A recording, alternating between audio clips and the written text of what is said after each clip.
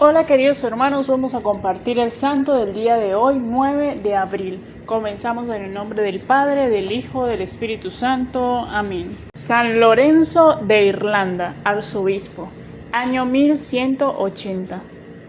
San Lorenzo nació en Irlanda hacia el año 1128, de la familia O'Toloe, que era dueña de uno de los más importantes castillos de esa época. Cuando el niño nació, su padre dispuso pedirle a un conde enemigo que quisiera ser padrino del recién nacido.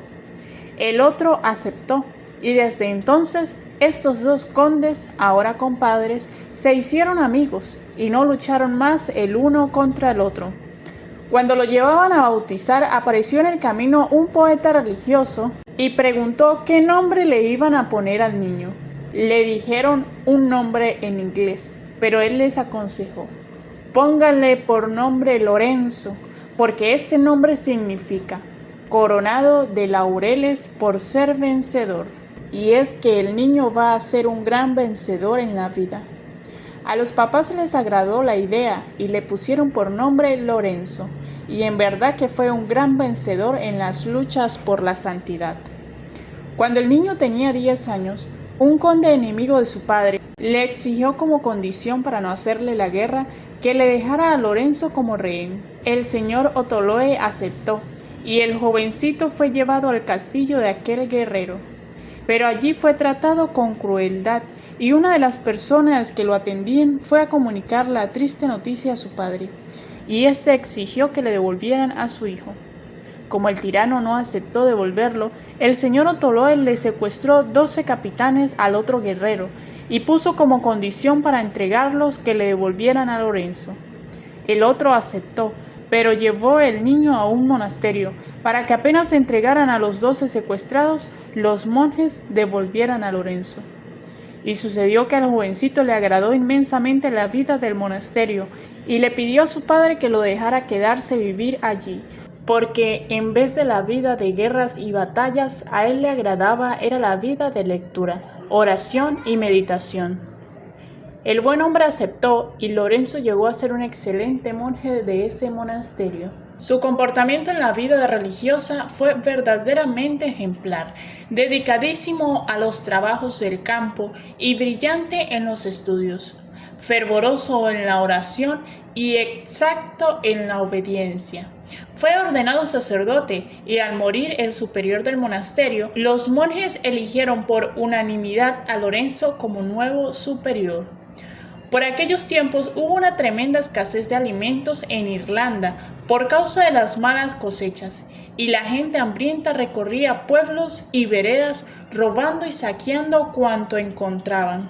El abad Lorenzo salió al encuentro de los revoltosos con una cruz en alto y pidiendo que en vez de dedicarse a robar, se dedicaran a pedir a Dios que les ayudara. La gente le hizo caso y se calmaron. Y él, sacando todas las provisiones de su inmenso monasterio, las repartió entre el pueblo hambriento. La caridad del santo hizo prodigios en aquella situación tan angustiosa. En el año 1161 falleció el arzobispo de Dublín, capital de Irlanda, y el clero y pueblo estuvieron de acuerdo en que el más digno para ese cargo era el abad Lorenzo. Tuvo que aceptar, y como en todos los oficios que le encomendaban, en este cargo se dedicó con todas sus fuerzas a cumplir sus obligaciones del modo más exacto posible.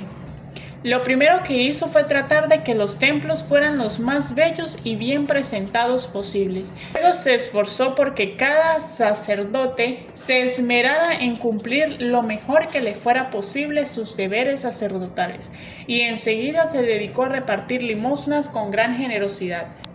Cada día recibía 30, 40 o 60 menesterosos en su casa episcopal, y él mismo les servía la comida.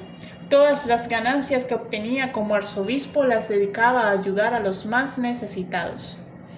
En el año 1170, los ejércitos de Inglaterra invadieron a Irlanda, llenando el país de muertes, de crueldad y de desolación.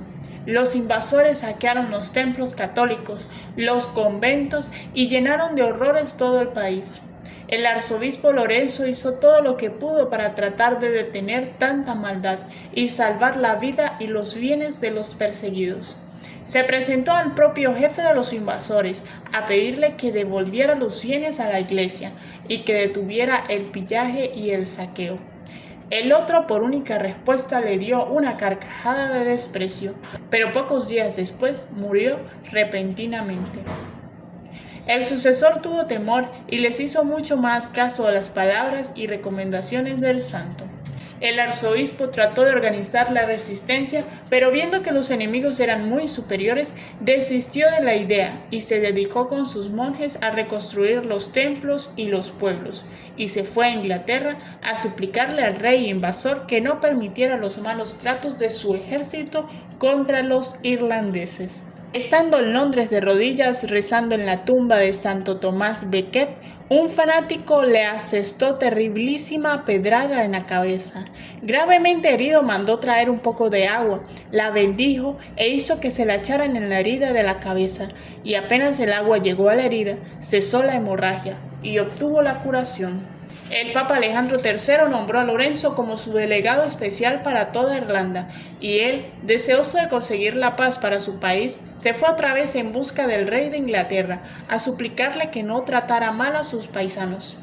El rey no lo quiso atender y se fue para Normandía, y hasta allá lo siguió el santo, para tratar de convencerlo, pero a causa del terribilísimo frío y del agotamiento producido por tantos trabajos, murió allí en Normandía en 1180, al llegar a un convento. Cuando el abad le aconsejó que hiciera testamento, respondió: «Dios sabe que no tengo bienes ni dineros, porque todo lo he repartido entre los pueblos.